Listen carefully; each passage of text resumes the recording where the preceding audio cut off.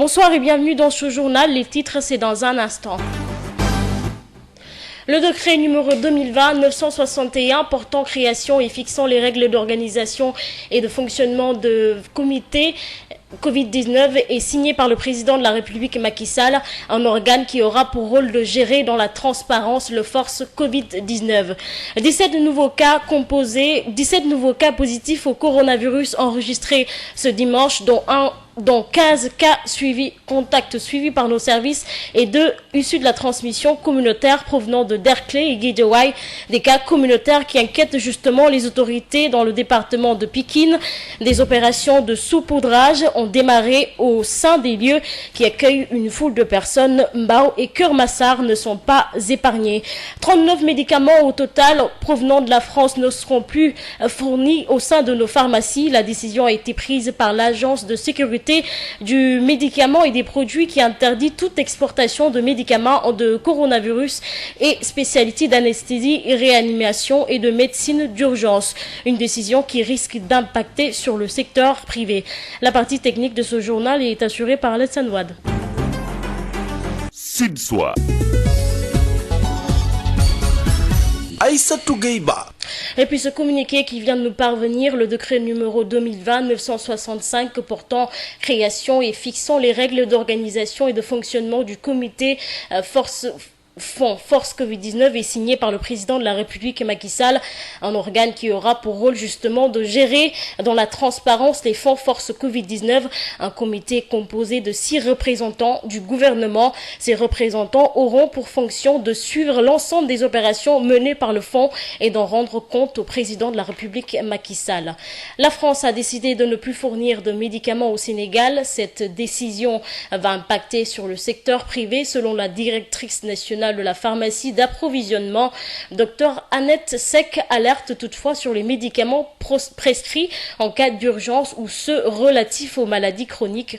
Dr Annette Sek est jointe par Absa Limanouane. Je pense que effectivement cette décision peut être inquiétante, particulièrement pour le secteur privé, pour lesquels la majorité des médicaments, même s'ils ne sont pas fabriqués en France, sont distribués à partir de la France, parce que les grossistes privés ont la plupart de leurs centrales d'achat sont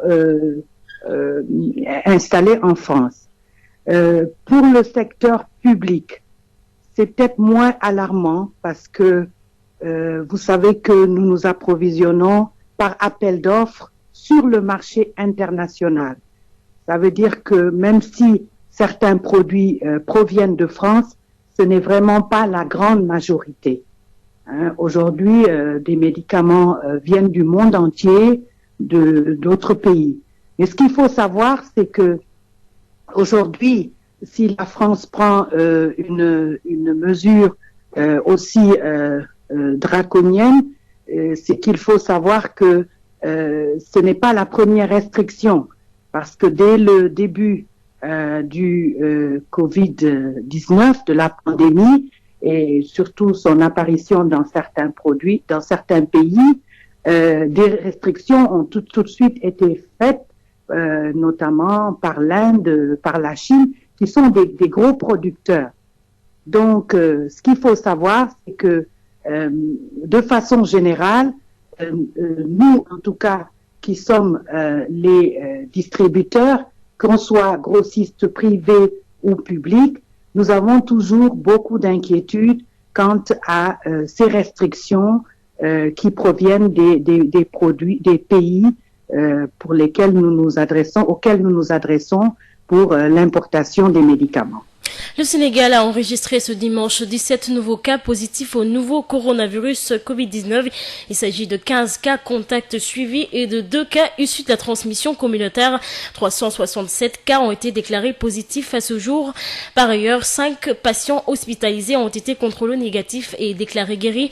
Je propose d'écouter le docteur Marie-James Ngomdiaye qui a fait le point.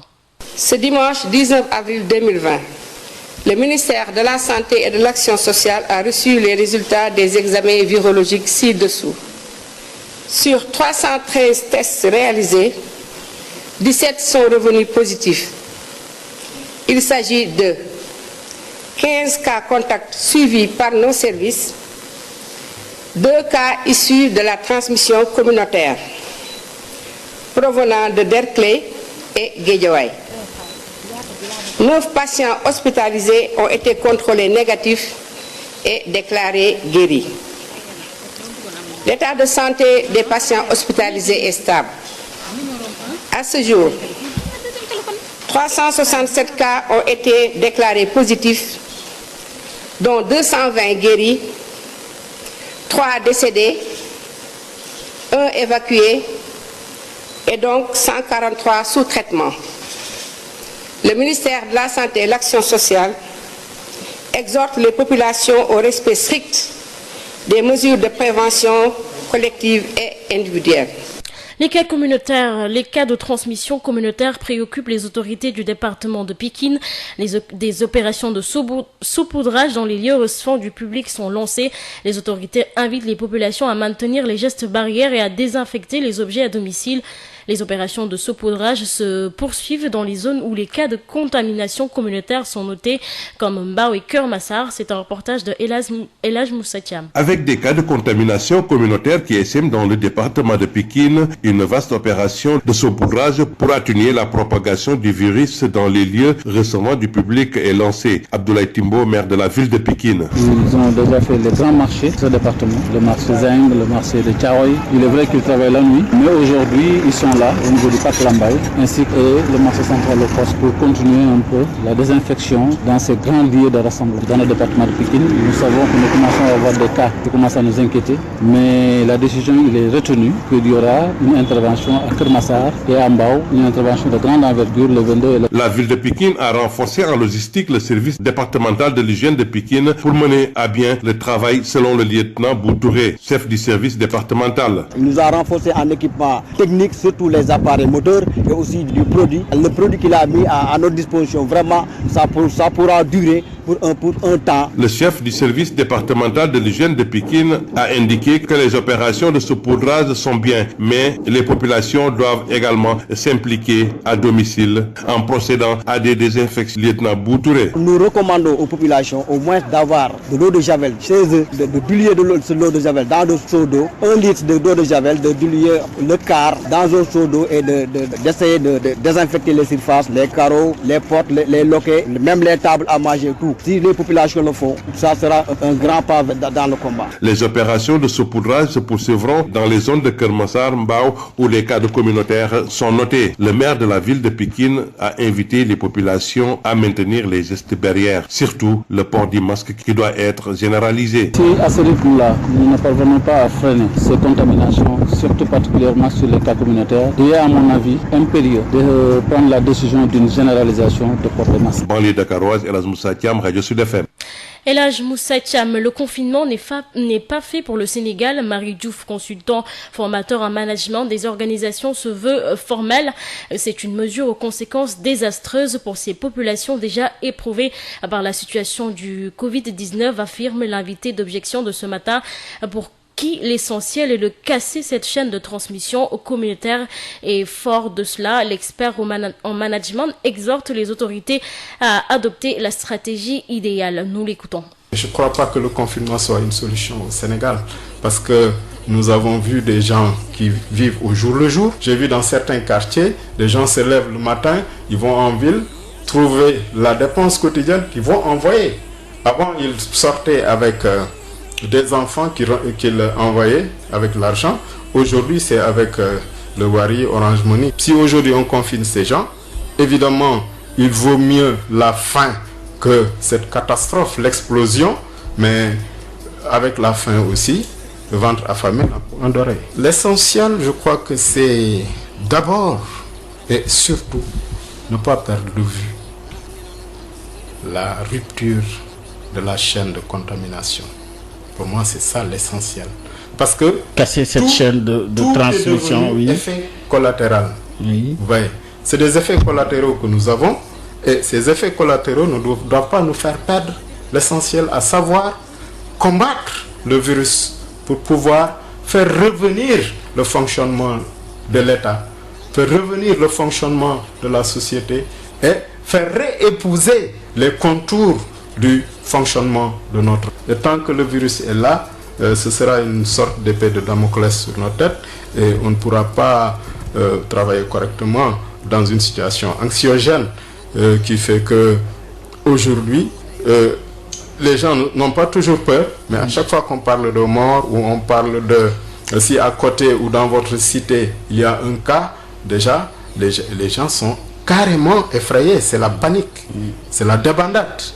Ce qui fait que l'essentiel aujourd'hui, c'est la lutte. Donc, assurer la communication, la réussir avec tout ce qu'il est convenu d'appeler acteurs de la société, à savoir les travailleurs sociaux, les psychologues, les sociologues, etc. etc. Pour vous, le véritable travail vraiment est sorti de l'hôpital avec ces cas communautaires? Effectivement, depuis qu'on a commencé à avoir des cas communautaires, le travail n'est plus un travail d'hôpital, mais c'est un travail de société. C'est devenu un phénomène de société.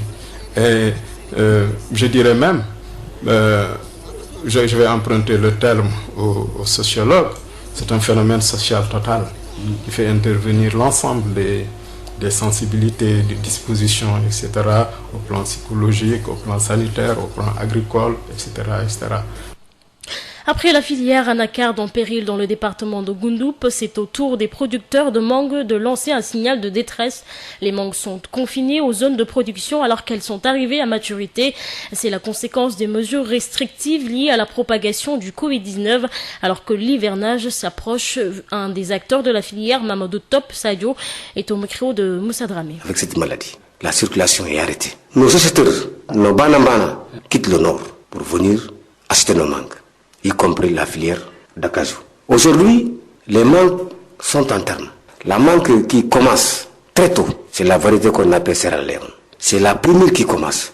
Et à l'heure que je vous parle, on n'a pas de acheteurs. Bien avant cette maladie, tous les banambana sont là au niveau de Gouramp, sillonner ce département. Ils ont eu à donner même des avances pour au moins, aujourd'hui, commencer à faire leur récolte. Mais quand tu vas dans des vergers, vous trouvez que la variété Sierra Leone commence à mûrir. Un camion, quand tu cherches au niveau du département de Gouramp pour chercher Dakar, avec 800 et quelques kilomètres, mine de rien, tu fais 3 jours.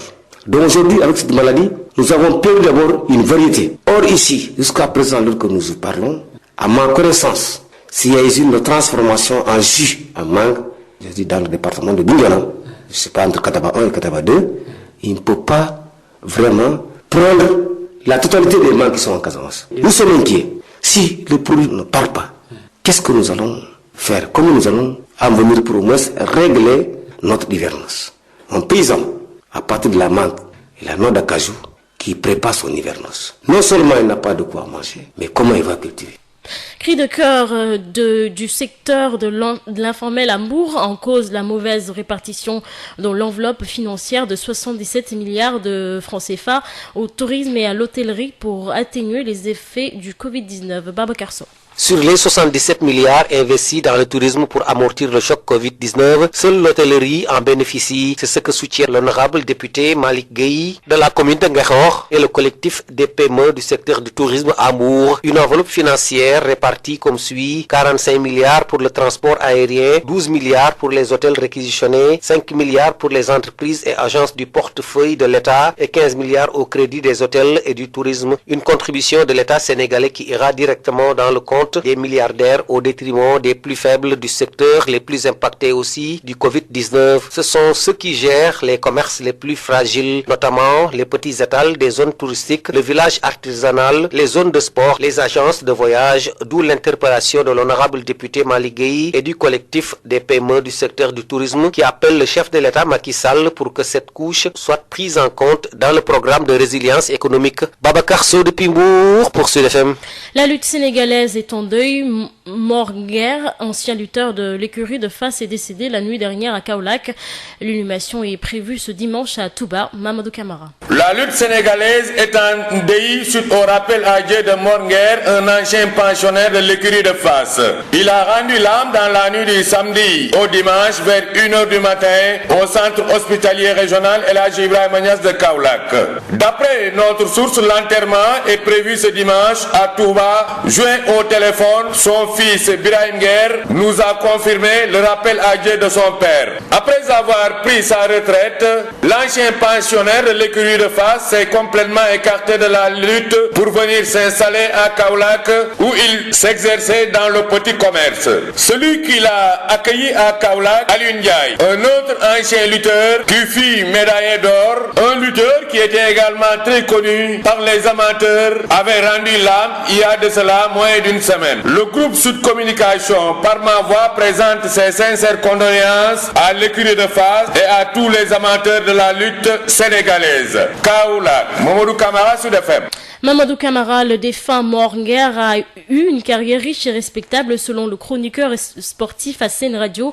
Et l'âge Pape Ibrahima Dia, l'ancien lieutenant de Mbaye Gueye de l'écurie de Fass, était un bon lutteur. Une grosse perte pour la lutte sénégalaise. Et l'âge Pape Ibrahima Dia est avec Rapsa Limanouane. Il appartenait à l'écurie de Fass à l'époque, quand Mbaye Gueye était à son apogée. Un lutteur qui a eu à affronter de grands champions tels Manguedé qu'il avait battu au stade Iba Mar Diop. Une victoire colossale, puisque Manga était resté plusieurs années sans être battu.